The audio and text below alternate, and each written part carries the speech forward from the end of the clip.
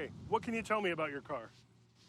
Well, it's licensed as a 24 Model T, but it's made out of a variety of parts.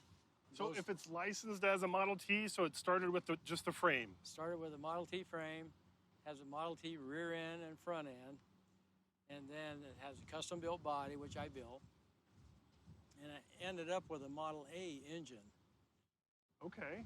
And it's a little bit of a fluke there on that part because the Model A's have brakes in the wheels and the Model T's have the brakes in the transmission. So when you put the Model A into the Model T, you don't end up with any brakes. So how'd you fix that? Well, I've got the emergency brakes that I'm using on the Model T. And it just so happens this particular year, they were lined and they do work pretty good. Okay, as so brakes go. So what I'm looking at is rear drums, and those are your emergency brakes. That is the brakes, only brakes. Model Ts didn't have front brakes. There is no front brakes on any of them, unless somebody's custom installed them. So how long did this take you to build? About 3 years. Do you continually tinker with it? I call it tinker, but I mean... Actually, really not much. Once you've got it built, that's what you wanted. I built it, and it worked, and I really haven't had to do anything to it. You might have to tighten a screw a time or two or change a seal or something, but for the most part, it's been pretty reliable. I heard you took it on a 100-plus mile cruise yesterday. We did, somewhere around 120 miles. But I've had it on 600-mile cruises. Really? Yes. And we went across the desert across Death Valley, over into California out of Las Vegas, and it doesn't have a water pump. It's supposed to have because it's a Model A motor, but the Model T motors didn't, and they work so well. I just thought I'd try it without it, and it works fine without the water pump. Okay, so a farm kid here, I know just enough to get me in trouble when it comes to motors and stuff. Doesn't have a water pump, but I see a radiator on there. How do you It has to have a radiator and fan, and then it gets what they call a thermal siphon, like your coffee pot. Ah. And that's how the Model Ts, all of them, run. Okay, so once it warms up, it percolates the water. It percolates the water, it runs right at boiling. That's where it runs. Nice. Top speed, 25? That's still to be determined. It gets really not fun to drive after about 70. Okay. It's too twitchy, too fast on the steering. But I mean, okay, so cruising speed, you're cruising along. 55 is 55 and 60 is very, very comfortable. Yeah, it's beautiful. I love it. I mean, I came here to look at classics and stuff, and this was the first thing that caught my eye. And the gentleman that were help promoting the drive yesterday with Speedway said you're part of a 4-cylinder club. Yes. So are you one of the few from Nevada, or are there more in your club? Us two right here. Oh, okay. And yours is the red pickup? Yours is okay. As far as I know, we're the only two. All right. But it's made out of a commercial water heater, the front part of the body, and then it's got a conveyor cover for the hood, and a 39 Ford grill. And the reason that's still correct is because they raced them up into the 50s.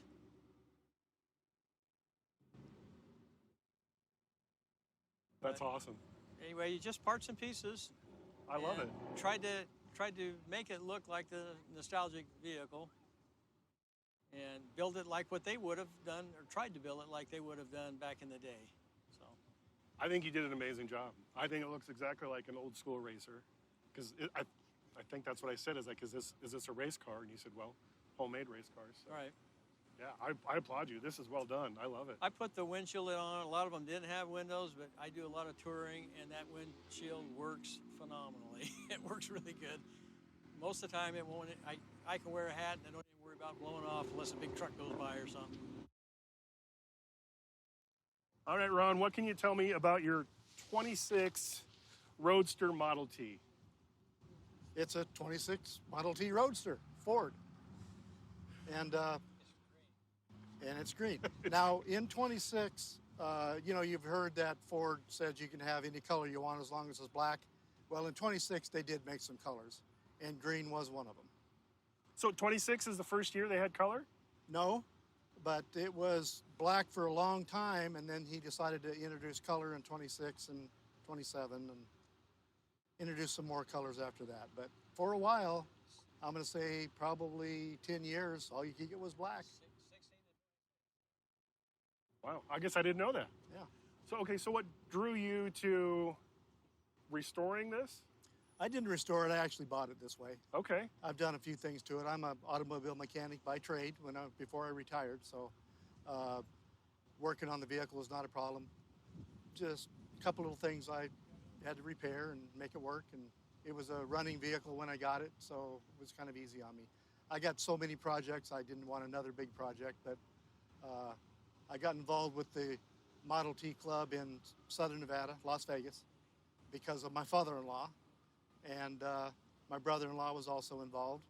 And we started just going to their breakfasts. So we joined their club just so we wouldn't mooch off of them, actually be part of it. And then this vehicle came up because unfortunately one of the club members passed away. His son was liquidating the estate, and I was fortunate enough to get it from him at a reasonable price, and I'm real happy I did. Okay. So yesterday you guys went on a cruise as part of a little bit of a club, I'll call it, the four-cylinder club. How far did you go in yours? It was probably over 120 miles. Okay. We went from Lincoln to Beatrice, had lunch, and then came back to Lincoln. So it just made a big loop.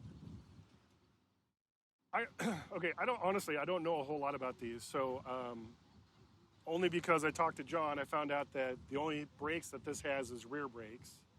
Well, now what he told you was the Model T has the brake inside the transmission. Okay, that's right. But he removed that because he put a Model A drivetrain in his, which has the brakes in the rear. Okay.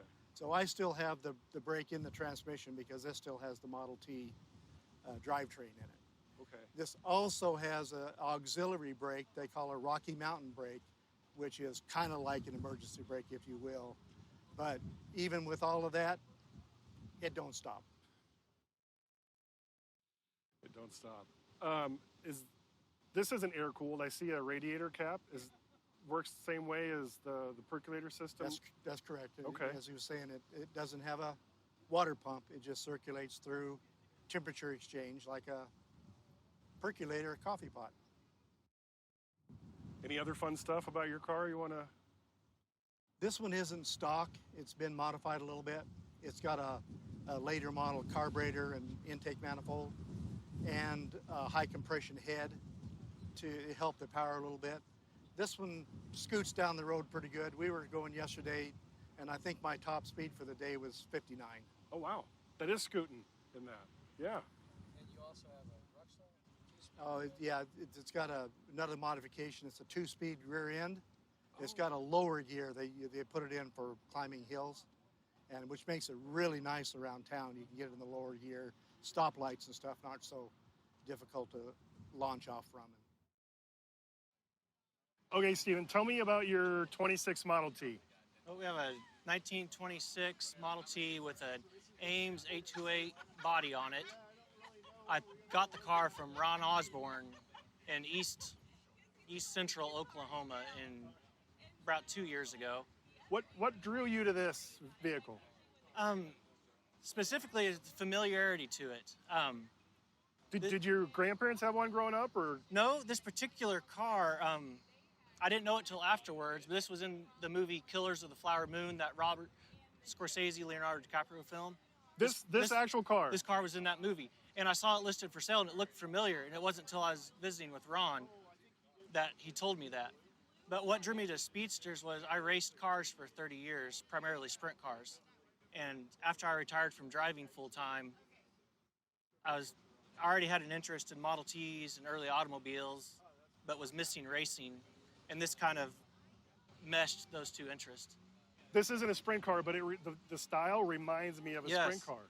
Yes, I would like an early sprint car, but also like my wife to be able to participate with me. So a speedster is a good way to do that, where it has a passenger seat for her. So you bought it from somebody. So did you modify anything, or this is how exactly you bought it?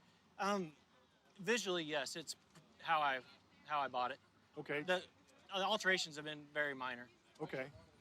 So is the motor a Model T? It is. It's a Model T.